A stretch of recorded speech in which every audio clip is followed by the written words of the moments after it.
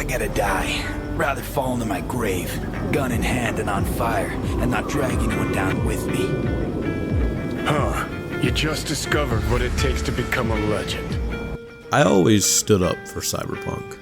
I always defended it in the same way that I defend Avowed, in the same way that I defend Starfield, The Outer Worlds, or many other games for varying different reasons. Sometimes I feel like I can see the good in games more than the bad. It's a choice of perspective, a choice of positivity, and a choice of a philosophy that I choose to live by. Cyberpunk is a game that it doesn't matter if you put 5 hours in it, 20 hours, or 30 hours. You're going to see something and feel something truly unique to any game that you've ever played before. You're going to meet characters that somehow still sit with you, even if you never see them ever again from just a single side quest. You're bluffing. Trying to trip me up. I've danced at Maelstrom and Arasaka. You think you could so much as scratch me? You'll die before you can pull that trigger. I guarantee you. Fuck it. Let's bail.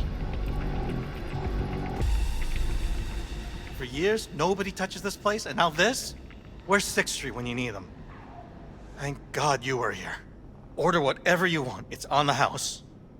I always go back to one quest that I experienced. An ex-merc who got augmentations while he was serving. Later he started to go crazy.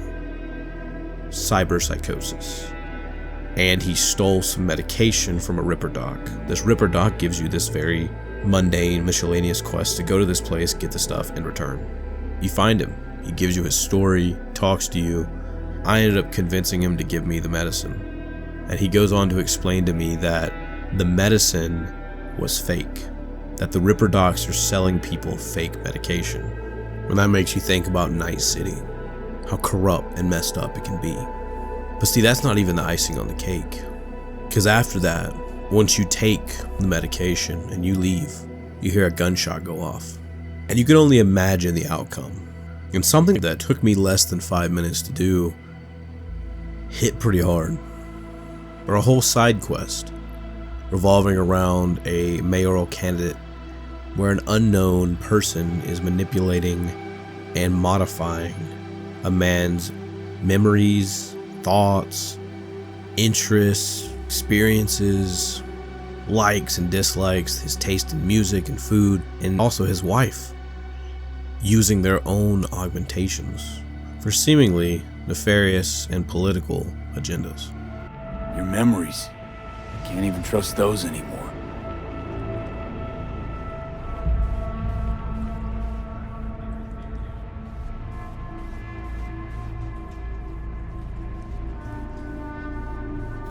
If that's true, I'll never know what's real in my life and what's a lie, fabricated.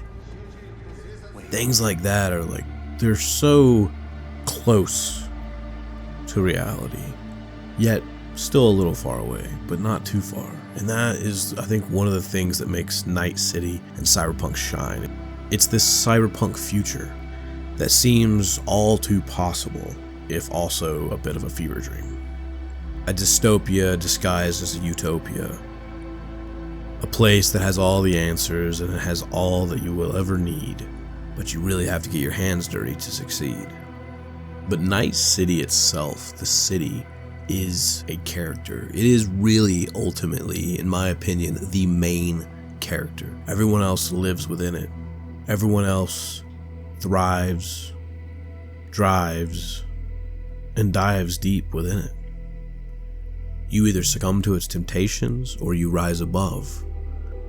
Night City is a beast that will consume you if you let it, or it can open the doors to freedom if you fight hard enough.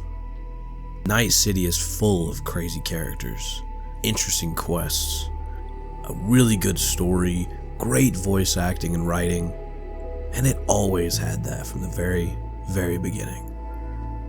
Cyberpunk 2077 is a good RPG. It's a good action game. It is a great world to get lost in and live in. It's beautiful, it's disturbing, but it's kind of relaxing, peaceful at times. To friendship. To friendship.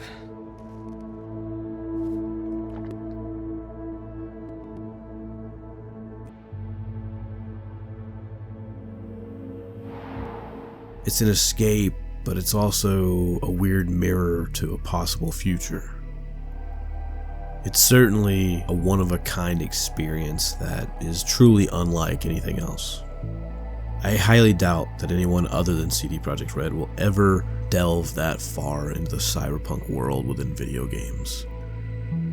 Much like nobody else other than Rockstar will delve that deep into the Wild West. When a game has narratives so deep, intricate, and powerful within side missions and seemingly unimportant things that just elevate every other element of the world, the city, the story, and everyone else within it. And even side missions have connections to the main story and to other side missions, if you find the threads connecting them, which is even cooler from an environmental detail standpoint, from a world building standpoint. It's a very special world to get lost in, to become V and to shape their journey through Night City, to shape their legend, to shape their story, their experience, their choices, and the consequence that comes with it, big and small. To learn about Johnny Silverhand and watch humanity shine through even in the darkest of times. Cyberpunk 2077 deserves to be among the greats. CD Projekt Red truly made something special, something unique, something very few will ever touch, or even come close to touching. Because Cyberpunk 2077 is up there with the likes of Red Dead Redemption 2, The Witcher 3, Prey 2017, and some of the best video games I have ever played. I'll see you all next time. Thank you, Osh. Thank you, Midnight Medium, and Melancholy Geek. The Forge is calling, and I must answer. I'll see you when the next adventure has been forged. Thanks, V. Of all the heads I could have popped up in, hella glad it was yours.